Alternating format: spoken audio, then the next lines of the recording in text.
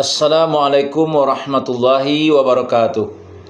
Alhamdulillahirabbil alamin allazi nahmaduhu wa nasta'inuhu wa nastaghfiruh wa na'udzubillahi min sururi anfusina wa min sayyiati a'malina may yahdihillahu fala mudhillalah wa may yudlil falan tajida lahu waliyan mursyida.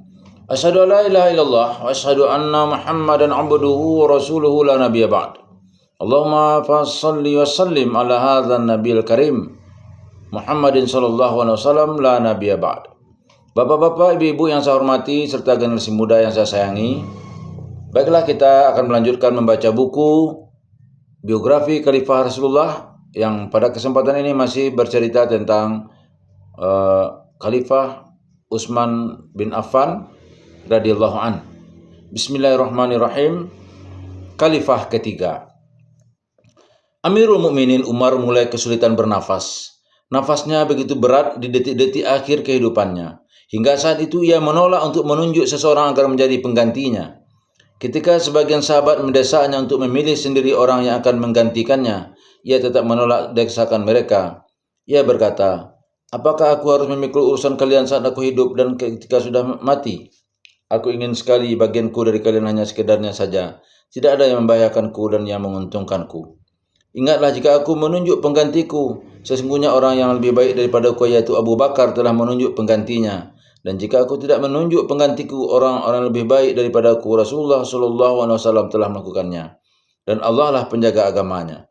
Jiwanya yang khusyuk menghadap kepada Allah yang Maha Pengasih lagi Maha Mengetahui, memohon kepada Allah agar memberinya ilham yang lurus. Kedua matanya dipejamkan dan pikirannya bekerja keras. Seketika tampak sebekas cahaya menghampirinya dari Allah. Ia kembali teringat masa-masa dahulu yang tampak begitu dekat. Saat itu para sahabat tengah menyimak nasihat dan wejangan dari Rasul mereka yang mulia beberapa hari sebelum wafatnya. Ya ayyuhan nas, inna Aba Bakrin lam yasukni qatta fa'rafu dzalikalah. Ya ayyuhan nas, inni radim an Abi Bakr wa Umar wa Utsman wa Ali wa Talhah wa Zubair wa Sa'd wa Abdurrahman bin Auf wal muhajirin al awwalina rad fa'rafu dzalika lahum. Wahai manusia, sesungguhnya Abu Bakar tidak pernah berbuat buruk kepadaku sama sekali. Ketahuilah itu oleh kalian. Wahai manusia, sungguh aku telah ridho terhadap Abu Bakar, Umar, Utsman, Ali, Talhah bin Ubaidillah, Zubair bin Awam, Sa'ad bin Abi Waqqas, Abdurrahman bin Auf, dan para muhajirin pertama. Ketahuilah itu oleh kalian. Ali, Utsman, Talhah, Zubair, Sa'ad, dan Abdurrahman. Betapa agung nama-nama itu untuk dikenang dan kenangan itu hadir di saat yang tepat. Mereka lah 6 tokoh yang telah dimuliakan oleh Rasulullah sallallahu alaihi wasallam menjadi orang-orang yang akan menyelesaikan persoalan yang sedang menyibukkan pemimpin yang hendak berpulang kepada Rabb-Nya. Letakkan di atas pundak mereka semua amanah yang telah dipikul Umar sepanjang tahun-tahun kekhilafahannya dengan keteguhan para rasul. Umar mengumpulkan mereka di sekelilingnya dan mengatakan, "Sesungguhnya saya telah merenung dan saya melihat kalian semua adalah para pemimpin. Persoalan ini hanya layak diselesaikan oleh kalian. Saat Rasulullah sallallahu alaihi wasallam wafat, beliau ridho terhadap kalian. Saya tidak mengkhawatirkan kalian di hadapan manusia selama kalian istiqomah berlaku lurus dan benar. Jika saya mati, bermusyawarahlah kalian selama 3 hari. Tidak boleh hari keempat tiba kecuali kalian sudah menentukan pemimpin kalian yang kalian pilih dari kalian berenam.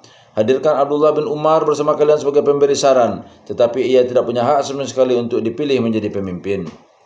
Saat itu Talha sedang tidak ada di Madinah. Berkumpullah sisa sahabat yang Umar telah meletakkan amanah di atas pundak mereka sebelum wafatnya. Abdurrahman bin Auf mengusulkan kepada mereka agar menanggalkan haknya untuk dipilih dan mengundurkan diri agar suaranya menjadi penentu jika terjadi perselisihan. Ia berinisiatif mengundurkan diri, kemudian diikuti Zubair yang mengalah dan memberikan haknya kepada Ali. Sa'ad bin Abi Waqqas juga menanggalkan haknya untuk dipilih. Demikianlah pilihan hanya tersisa antara Utsman dan Ali. Abdurrahman diberi tugas untuk memilih salah satunya. Ibnu Auf hanya punya 3 hari untuk menyelesaikan tugasnya, sebagaimana yang diwasiatkan Khalifah Umar agar jangan sampai melebihi waktu itu. Berarti dalam waktu yang singkat ini ia harus bermusyawarah dan meminta pendapat pada seluruh sahabat Rasulullah SAW. Demikianlah ia berkeliling ke seluruh kota Madinah mengetuk pintu demi pintu rumah penduduknya. Ibnu Katsir mengatakan, Abdurrahman bin Auf radhiyallahu an bangkit meminta pendapat kepada orang-orang. Ia mengumpulkan pendapat kaum muslimin, baik orang biasa maupun para tokoh masyarakat, semuanya dari berbagai kalangan, baik secara terpisah maupun secara berkelompok, baik sembunyi-sembunyi maupun terang-terangan, bahkan sampai kepada para wanita yang mengenakan hijab di rumah-rumah mereka, anak-anak di ruang-ruang belajar mereka, serta rombongan-rombongan yang datang ke Madinah. Kita lanjutkan paparan Ibnu Katsir untuk melihat bagaimana proses pemilihan khalifah tersebut dan bagaimana Utsman memikul amanah kekuasaan, sebuah amanah yang amat berat. Kemudian Abdurrahman bin Auf mengirim utusan untuk mencari Utsman dan Ali. Keduanya pun datang menemuinya dan ia pun menyambut mereka berdua. Ia berkata kepada keduanya, "Aku telah bertanya kepada orang-orang mengenai kalian berdua. Aku tidak menemukan seorang pun yang memiliki selain kalian berdua." Abdurrahman bin Auf mengambil janji dari mereka berdua, jika terpilih maka ia harus berlaku adil, dan jika menjadi orang yang dipimpin maka ia harus mendengar dan taat. Kemudian ia keluar bersama keduanya menuju masjid. Ibnu Auf mengenakan sorban yang biasa dipakaikan Rasulullah SAW kepadanya, dan ia juga membawa pedang di pinggangnya. Ia mengutus beberapa orang untuk memanggil orang-orang dari kaum Muhajirin dan kaum Ansar, lalu diserukan di tengah seluruh orang yang berkumpul di masjid, "As-salatu jami'ah." Orang-orang berdatangan hingga memenuhi masjid, bahkan sampai tidak tersisa tempat duduk untuk Utsman kecuali di bagian belakang, dan ia memang seorang pemalu. Abdurrahman bin Auf naik ke atas mimbar Rasulullah SAW. Ia berdoa dengan doa yang amat panjang. Kemudian ia berbicara, "Wahai manusia, sungguh aku telah bertanya kepada kalian, baik secara sembunyi-sembunyi maupun secara terang-terangan, tapi saya tidak mendapati kalian yang memilih selain Ali dan Utsman. Maka berdirilah wahai Ali." Ali pun bangkit menghampirinya. Abdurrahman memegang tangannya dan bertanya kepadanya, "Apakah engkau mau berjanji kepadaku akan senantiasa berjalan di atas kitabullah dan sunnah nabinya, serta perilaku Abu Bakar dan Umar?" Ali menjawab, "Di atas kitabullah dan sunnah rasulnya, serta pendapat hasil ijtihadku." Kemudian Abdurrahman bin Auf berkata, "Berdirilah di dekatku wahai Utsman." Utsman pun bangkit menghampirinya. Abdurrahman bin Auf memegang tangannya dan berkata kepadanya, "Apakah engkau mau berjanji kepadaku akan senantiasa berjalan di atas kitabullah, sunnah rasulnya, serta perilaku Abu Bakar dan Umar?" Utsman menjawab, "Ya." Lalu Abdurrahman bin Auf mengangkat kepalanya ke arah langit-langit masjid, sedangkan tangannya memegang tangan Utsman sambil mengatakan, "Ya Allah, dengar dan saksikan. Ya Allah, sungguh aku telah memberikan tanggung jawab yang ada di pundakku kepada Utsman." Orang-orang pun mengerubuti Utsman untuk membaiatnya. Tangan kanan pertama yang memegang tangan kanannya untuk berbaiat adalah tangan kanan Ali bin Abi Thalib. Setelah itu seluruh kaum muslimin bergantian membaiatnya. Demikianlah proses Utsman mengemban beban khalifah. Ia mengembannya saat usianya menjalan 70 tahun. Bisa Anda lihat apakah ia menyambutnya dengan gembira dan berambisi untuk mendapatkannya? Kita mengetahui dari tabiat manusia bahwa usia 70 tahun bukan usia yang pantas untuk mewujudkan ambisi pribadi, bukan pula usia yang pantas untuk menikmati lezatnya nafsu kekuasaan, apalagi pemilik usia ini orang yang hidupnya dikuasai oleh sifat pemalu. Sementara sifat pemalu selalu mendorong pemiliknya untuk tidak menampakkan diri. Terlebih pemilik usia ini adalah orang yang menerima tanggung jawab kekuasaan yang sejak awal sudah diberi peringatan menakutkan. Peringatan yang terwujud dalam peristiwa pembunuhan khalifah sebelumnya yang kejahatan telah menantang keadilan, kewaraan, ketegasan dan pengaruhnya yang agung dan luas. Menurut prediksi terkuat, Utsman menerima baiat dengan tubuh bergetar. Barangkali riwayat yang mengisarkan maknanya ini adalah riwayat yang menceritakan kepada kita bahwa setelah menerima baiat dari ahli surah, khalifah segera menuju mimbar dengan raut muka yang menampakkan kekhawatiran. Mungkin kekhawatiran ini karena besarnya tanggung jawab yang baru saja dipikulnya. Hal itulah yang mencegah lisannya untuk berbicara panjang lebar di khutbah perdana yang disampaikannya. Mungkin kekhawatiran ini karena besarnya tanggung jawab yang baru saja dipikulnya. Hal itulah yang mencegah lisannya untuk berbicara panjang lebar di khutbah perdana yang disampaikannya. Dalam khutbah perdananya itu ia hanya memperingatkan manusia agar jangan sampai tertipu oleh dunia dan sebaliknya, mendorong mereka untuk lebih mengutamakan kebahagiaan akhirat.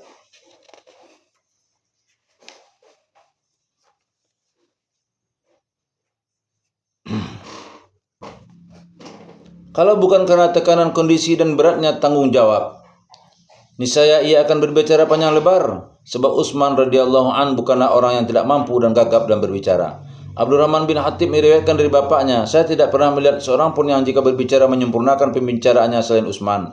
Hanya saja ia orang yang takut banyak bicara. Wajar jika ia takut banyak bicara karena sifat pemalunya yang besar masih bercokol dalam dirinya. Jika sifat pemalu yang begitu besar ditambah beratnya beban tanggung jawab, maka khutbahnya yang cepat dan singkat pada hari pelantikannya sebagai khalifah memberikan gambaran tentang beratnya akan dihadapi khalifah yang renta ini, serta gambaran tanggung jawabnya yang berat. Betapapun berat tekanan tanggung jawab, Utsman dengan keimanan dan amanahnya akan menunaikan kewajibannya dan akan segera menjalankan beban-beban baiat yang ia terima. Ia telah berjanji untuk selalu berjalan di atas sunnah Rasulullah SAW dan jalan kedua sahabatnya Abu Bakar dan Umar. Ketika ia memberikan janjinya, tak sedikit pun niatnya terpisah dari kalimat-kalimat yang keluar dari mulutnya. Tidak pula tekadnya tertinggal dari niatnya, namun ia menyadari bahwa kemampuannya terbatas dan bahwa derajat kemuliaan kedua sahabatnya yang telah wafat tidak dapat ia gapai. Sekarang ia sedang teringat suatu hari saat ia memandang keluar melalui jendela rumahnya. Dari kejauhan terlihat sesosok lelaki yang sedang lari di siang bolong dan di tengah panasnya padang pasir. Ia mengira orang itu adalah orang asing yang sedang tertimpa musibah besar. Ia terus memandang dari jendela rumahnya hingga orang yang sedang sial itu kembali. Ia memanggil orang itu agar berteduh di rumahnya dan agar ia bisa menolong kemalangannya. Betapa kaget dan terkejutnya ia ketika lelaki itu telah mendekat. Ternyata orang itu adalah Amirul Mukminin Umar bin Khattab yang sedang memegang tali kekang seekor unta yang sedang berjalan di belakangnya. Utsman bertanya kepadanya, "Dari manakah Anda, wahai Amirul Mukminin?" Umar menjawab, "Seperti yang kau lihat, ada seekor unta sedekah yang lepas dan lari. Aku pun segera mengejarnya dan kini aku berhasil membawanya kembali." Utsman kembali bertanya, "Apakah tidak ada orang lain yang melakukan pekerjaan ini selain engkau?" Umar menjawab, "Siapakah yang menggantikan posisiku pada saat dihisab di hari kiamat kelak?" Lalu Utsman mengajaknya beristirahat sampai hari tidak terlalu panas. "Kembalilah ke rumah tempatmu berteduh, wahai Utsman," jawab Umar sambil air mata kewaraknya mengalir membasahi pipinya.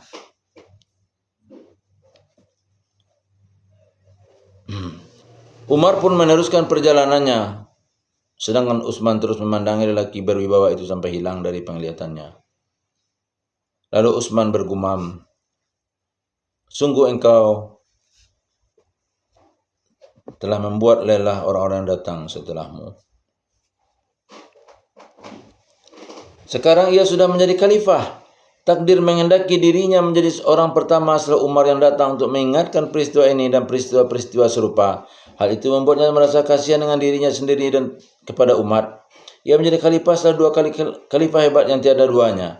Lebih khusus lagi, ia menjabat khalifah setelah 10 tahun masa kekhilafahan Umar Al-Faruq yang memberlakukan kepada kaum muslimin manhajnya yang tegas, keadilan yang merata dan mewajibkan kepada para gubernur dan pegawai apa yang ia wajibkan kepada dirinya sendiri untuk hidup zuhud, menahan diri dari kelezatan dunia dan hidup susah. Utsman menjabat khalifah ketika wilayah kekuasaan Islam semakin luas. Berbagai macam bangsa dengan berbagai tabiat dan tujuan tunduk bergabung di bawah panji-panji Islam.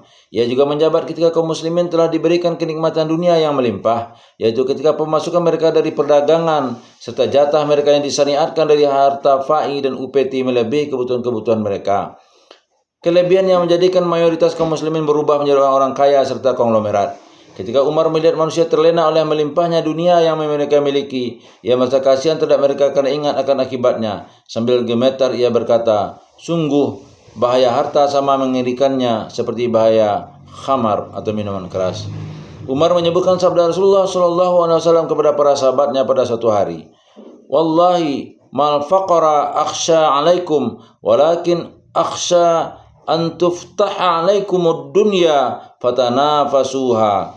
Demi Allah, bukanlah kefakiran yang aku khawatirkan terhadap kalian, tetapi yang saya khawatirkan adalah ketika pintu-pintu dunia dibukakan kepada kalian, lalu kalian saling bersaing untuk mendapatkannya. Lihatlah, dunia telah dibukakan untuk kaum muslimin, dan lihatlah Utsman dipanggil untuk memikul tanggung jawabnya dan memegang tali kekangnya. Lihatlah, apakah ia dapat mengendalikan tali kekang tersebut dengan baik? Tali kekang yang dikendalikan dengan mahir dan mencengangkan oleh pendahulunya Agung Umar. Orang yang lembut hatinya, tenang jiwanya, dan rendah hati mengerti bahwa beban yang dipikulnya begitu berat. Dan yang paling berat adalah masalah dunia yang datang dengan segala godaan berbahayanya kepada kaum muslimin. Dunia yang semakin cepat lari ke arah mereka dan mengepung mereka ketika benteng kokoh yang menghalangi dan menjauhkannya telah hancur.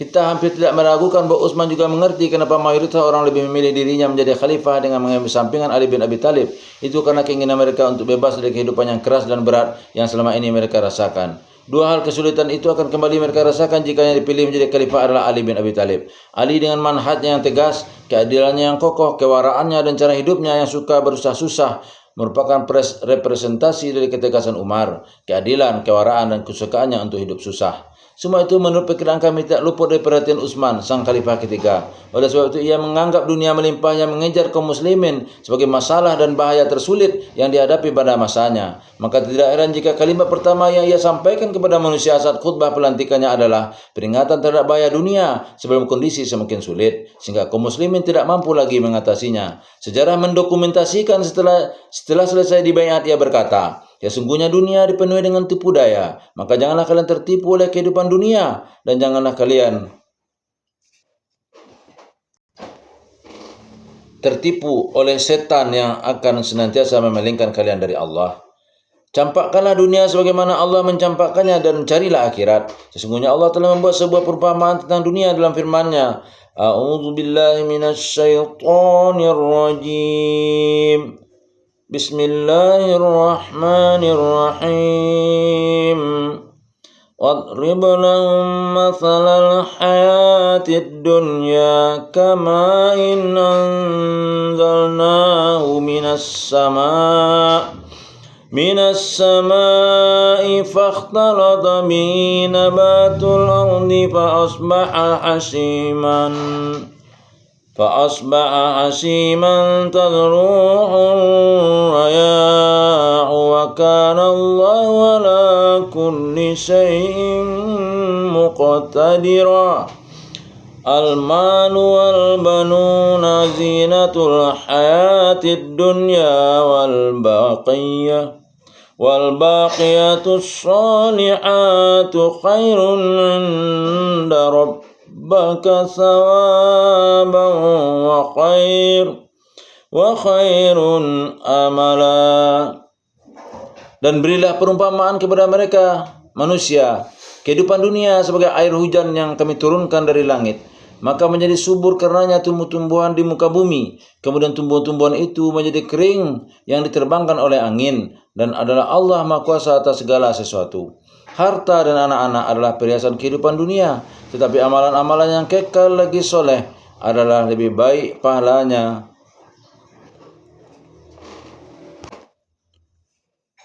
di sisi Rabbmu serta lebih baik untuk menjadi harapan. Al-Kahfi 4546. Khalifah ketiga Utsman bin Affan berbeda penilaian dan persepsi terkait kekayaan dengan sikap pendahulunya, Amirul Mukminin Umar. Akan tetapi keduanya sepakat bahwa kekayaan yang melimpah akan membahayakan kaum muslimin yang telah mendedikasikan kehidupannya untuk berdakwah dan berjihad. Terlebih ajaran Islam juga telah menegaskan bahwa dunia hanya sebagai tempat mencari bekal seperti bekal orang yang bepergian. Ketika keduanya sepakat akan hal itu, cara mereka menghadapi bahaya ini ternyata berbeda. Amirul Mukminin Umar dalam mengatasi bahaya dunia adalah dengan mengekang keinginan untuk bersenang-senang dalam menikmati kekayaan itu meskipun itu legal menurut hukum. Umar melawan sikap menyerah terhadap kehidupan dunia yang menyenangkan. Dia memulai pengekangan ini dari diri sendiri, keluarga dan keluarga besarnya, kemudian para gubernur dan pegawainya. Setiap terdengar kabar bahwa seorang gubernurnya hidup mewah dengan memakai pakaian mewah dan makan makanan mewah, ia langsung memanggilnya ke Madinah untuk diberikan pengarahan dan peringatan. Tidak hanya itu, ia pun memberikan teguran keras bagi pelakunya jika ia tidak mengindahkan tegurannya dengan kembali kepada gaya hidup yang mewah dan menyerah kepada kenikmatan dunia. Ia tidak segan-segan untuk memecatnya dari jabatannya. Semua itu dilakukan Umar dengan harapan agar para gubernurnya bisa menjadi teladan bagi orang-orang awam. Keteladanan mereka dapat membantu masyarakat agar tidak menyerah begitu saja kepada godaan kekayaan. Kehidupannya enak dan mewah, itulah cara yang digunakan Umar. Sementara Khalifah ketiga Utsman, sepertinya ia berpendapat bahwa harta diciptakan untuk menjadikan hidup menjadi mudah dan ringan. Selama kekayaan itu halal dan dinikmati dengan cara yang legal, setiap orang berhak mendapatkan kenikmatan dan kesenangan hidup. Tidak ada bedanya antara para pemimpin, gubernur dan rakyat biasa. Sudut pandang ini memang selaras dengan watak dan latar belakang pertumbuhannya. Ya, Utsman tidak berhak misalnya memecat seorang gubernurnya yang hanya gara-gara hidupnya yang enak, sejahtera dan menikmati kehidupan dunia selama ia tidak melakukan kemungkaran atau berbuat dosa dalam menikmati kesenangan dunianya. Pertimbangan Utsman dalam menyikapi dunia bukan Seperti pertimbangan Umar yang menganggap bahwa harta bisa sama bahayanya dengan khamar. Barang halal terkadang bisa mengakibatkan kerusakan seperti yang timbulkan barang haram. Terlebih jiwa manusia memiliki tabiat rakus dan tamak, sehingga selalu memiliki keinginan yang lebih dari yang sudah dimiliki. Jika seseorang tidak dibatasi dari berbagai kenikmatan dunia yang halal dan thayyib atau baik, besar kemungkinan ia akan kabur dan lari mengejar kenikmatan dan kesenangan yang dilarang.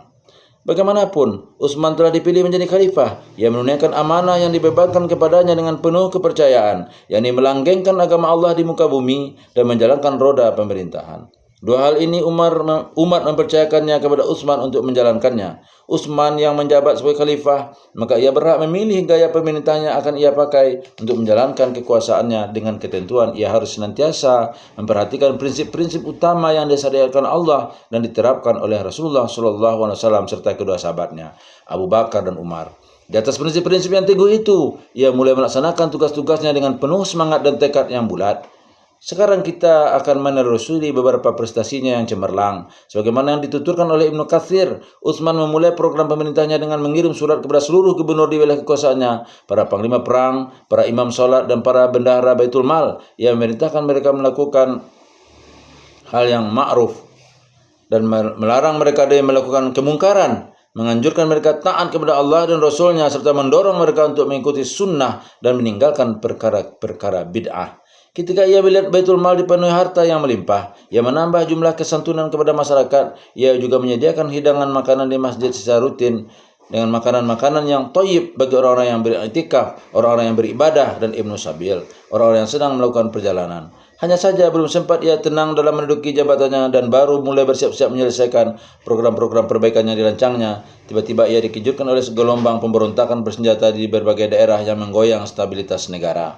Kerajaan Romawi melanggar perjanjian yang telah mereka sepakati sebelumnya. Begitu juga dengan sebagian wilayah Persia. Mereka melakukan hal yang sama, seolah-olah terbunuhnya Khalifah Umar menjadi pertanda awal bagi bangkitnya pemberontakan mereka.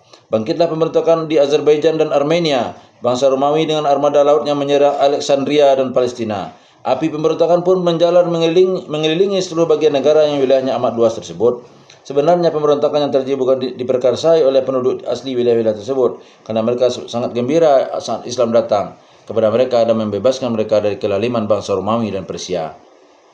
Pemberontakan yang terjadi disulut oleh kelompok-kelompok yang kalah yang menguasai dan merasa memiliki wilayah tersebut sebelum datangnya Islam. Kelompok-kelompok tersebut tidak berjumlah sedikit dan tidak pula kelompok yang lemah. Kekuatan mereka semakin bertambah berkat isu yang mereka propagandakan di tengah-tengah masyarakat. Mereka melontarkan isu-isu propagandis seperti kekuatan Islam telah berakhir. Khalifahnya yang kuat Umar berhasil dibunuh oleh seorang majusi yang berasal dari bangsa mereka, serta negara Islam sedang dilanda kekacauan di berbagai daerah kekuasaannya. Pemimpin-pemimpin masyarakat di beberapa wilayah terhasut oleh isu yang mengatakan bahwa khalifah yang baru adalah orang yang sudah berusia 70 tahun. Utsman juga tidak pernah memiliki kisah-kisah kepahlawanan seperti halnya Khalid bin Walid, Sa'ad bin Abi Waqqas, atau Ali bin Abi Thalib. Bahkan namanya pun tidak pernah terdengar di antara nama-nama tokoh yang populer di luar kota Madinah. Hal itu bukan karena apa-apa, tapi karena sifat pemalu dan ketenangannya yang selalu membuatnya menjauhi popularitas. Semua faktor itu menggoda para pemberontak untuk melancarkan serangannya. Khalifah tua renta yang berusia 70 tahun itu merasa tergugah untuk memperlihatkan kepada kaum pemberontak yang dungu itu bahwa kemampuan dan kekuatan para sahabat Muhammad SAW tidak bisa diukur dengan kegagahan fisik, tidak pula dengan usia mereka, tetapi kemampuan dan kekuatan mereka harus diukur dengan keimanan mereka kepada Allah dan janjinya, kepada Rasulnya serta kepada agamanya yang menetap kuat dalam hati mereka. Karena itulah ia tidak menyia-nyiakan waktunya untuk banyak berpikir meski hanya sesaat. Ia tidak menoleh ke kanan dan ke kiri. Ia tidak bertanya kepada seorang pun meski hanya sekedar bertanya apa yang harus dilakukan. Hati nuraninya penuh dengan keimanan telah menentukan jalan yang akan ia ambil. Seketika itu juga ia segera mengeluarkan instruksi-instruksinya untuk memadamkan api pembangkangan dan pemberontakan serta memukul mundur kaum murtadin. Bukan hanya itu, ia bahkan mengeluarkan instruksi agar melakukan penaklukan wilayah-wilayah lebih luas lagi, melewati wilayah-wilayah yang membangkang tersebut ke wilayah-wilayah yang lebih jauh, hingga tidak tersisa satu ujung negara ini yang terpikir akan kembali memberontak semaunya. Ia memilih sendiri para panglima pasukan yang akan menjalankan tugas penting ini, yang mengagumkan tidak seorang pun dari mereka yang mengalami kerugian dalam peperangan kecuali sekali saja. Pada saat itu Utsman berpikir dan menimbang-nimbang, membulatkan tekad dan bersikap tegas, seolah-olah dirinya telah dirasuki semangat jiwa muda. Khalifah Agung dan Renta ini telah membuat kita terpesona dengan kekuatan tekad dan jiwanya dalam menghadapi peristiwa-peristiwa tersebut. Ketika ia melihat medan perang dan tuntutan kemenangan memerlukan perlengkapan armada laut, menurunkan sejumlah besar pasukan ke laut. Ia tidak ragu dan bimbang sama sekali, padahal ia tahu bahwa Umar bin Khattab selama masa kekhilafahannya selalu menolak langkah yang mengundang banyak risiko ini. Ketika itu para panglima dan tentaranya melihat jiwa dan semangat khalifah mereka yang renta. Hal itu menambah kemampuan dan semangat mereka untuk pantang menyerah. Khalifah Utsman mulai menghadapi kekuatan para pemberontak bersenjata melawan Islam dan negaranya di Azerbaijan dan Armenia yang sama-sama membatalkan perjanjian yang sudah disepakati sebelumnya. Ia mengirim pasukan tempur yang dipimpin oleh Walid bin Uqbah ke dua negeri tersebut. Uqbah dan pasukannya berhasil menyandarkan penduduk dua negeri ini. Akhirnya mereka kembali menandatangani perjanjian dengan syarat-syarat yang sama dengan yang telah ditetapkan sebelumnya oleh Hudzaifah bin Yaman radhiyallahu anhu. Ketika Walid dan pasukannya kembali ke Kufah, datanglah berita kepada mereka bahwa pasukan Romawi sedang membuat kekacauan di Sam.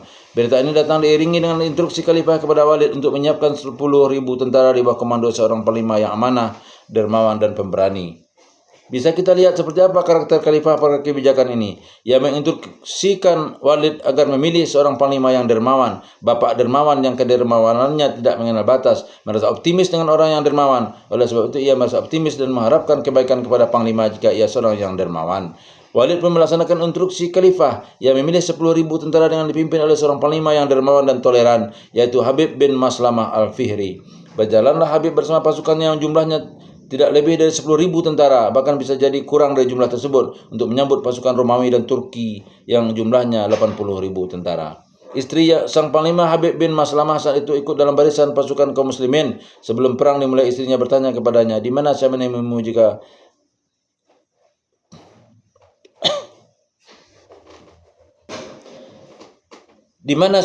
jika perang telah berkecamuk dan barisan pasukan sudah saling berhadap-hadapan?" Sang suami sekaligus panglima menjawab, "Di kemah panglima Romawi atau di surga." Allahu Akbar. Kedua pasukan pun bertemu. Berkecamuk peperangan di antara kedua belah pihak. Di akhir pertempuran, pasukan Romawi dan Turki menderita kekalahan. Kemenangan yang diraih Habib tidak berhenti sampai di situ. Ia terus merangsek masuk ke dalam negeri Romawi dan menaklukkan benteng-benteng kokohnya satu demi satu, membuka pintu-pintu Islam dan kebebasan di hadapan masyarakat luas yang sudah lama menunggu hari pembebasan. Wilayah Rai termasuk wilayah yang melanggar perjanjian dan melakukan pemberontakan. Pasukan kaum muslimin di bawah komando Abu Musa al-Asy'ari bergerak ke sana dan berhasil mengembalikan kaum pemberontak ke jalan kebenaran. Pasukan tersebut memaksa mereka untuk mematuhi perjanjian lama yang sebelumnya dibuat oleh Hudzaifah bin Yaman. Khalifah yang sedang berdiam di Madinah, ibu kota Islam, mengalihkan perhatiannya ke Alexandria. Sebuah berita yang sampai ke telinganya bahwa armada laut Romawi telah menyerang wilayah Alexandria. Tidak hanya itu, pasukan infanteri dan kavaleri dalam jumlah besar juga sedang bergerak ke sana. Khalifah segera mengirim utusan untuk memberikan instruksi kepada Amr bin As, gubernur Mesir, agar mengarahkan pasukannya ke Alexandria. Di wilayah itu, Amr bin As melemparkan para penyerang ke neraka Sa'ir. Ia berhasil mengalahkan kaum pemberontak dan menghabisi mereka sampai ke akar-akarnya untuk selamanya. Di saat yang sama, Muawiyah berhasil menaklukkan Kinnasrin, sedangkan Utsman bin As berhasil mengalahkan pemberontak yang muncul di Estakhr dan kembali menaklukkan wilayah mereka.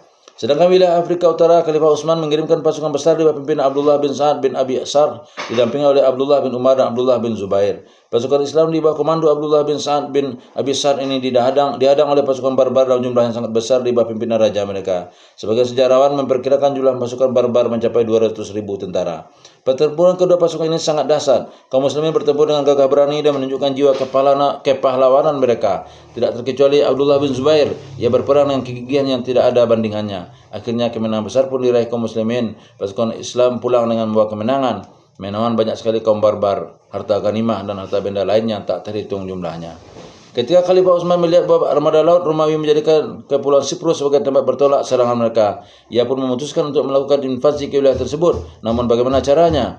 Kaum muslimin belum pernah menjalani pertempuran di tengah besarnya ombak samudera. Selain itu, mantan pemimpin mereka Khalifah Umar selalu menantang langkah yang penuh risiko dan bahaya tersebut. Utsman bersama para sahabat dan penasihatnya telah mengkaji masalah ini. Langkah penuh risiko dan bahaya ini mau tidak mau harus diambil, dan untuk pertama kali sejarah mencatat kelahiran armada laut Islam pertama. Khalifah Utsman merestui Muawiyah untuk melakukan invasi ke Siprus. Muawiyah berlayar menuju Siprus dari daratan Syam. Khalifah mengirim pasukan tambahan yang dipimpin oleh Abdullah bin Sa'ad bin Abi Sar. dua kekuatan besar menyerang kepulauan Siprus secara berbarengan. Siprus pun bertekuk lutut dan menandatangani perjanjian damai yang syarat-syaratnya diatur oleh kaum muslimin. Dalam perang ini terwujudlah salah satu nubuat Rasulullah Shallallahu Alaihi Wasallam dalam salah satu hadisnya. Saat itu beliau Shallallahu Alaihi Wasallam tengah tidur siang Kailulah di rumah Ubadah bin Samit. Ketika bangun beliau tiba-tiba tertawa.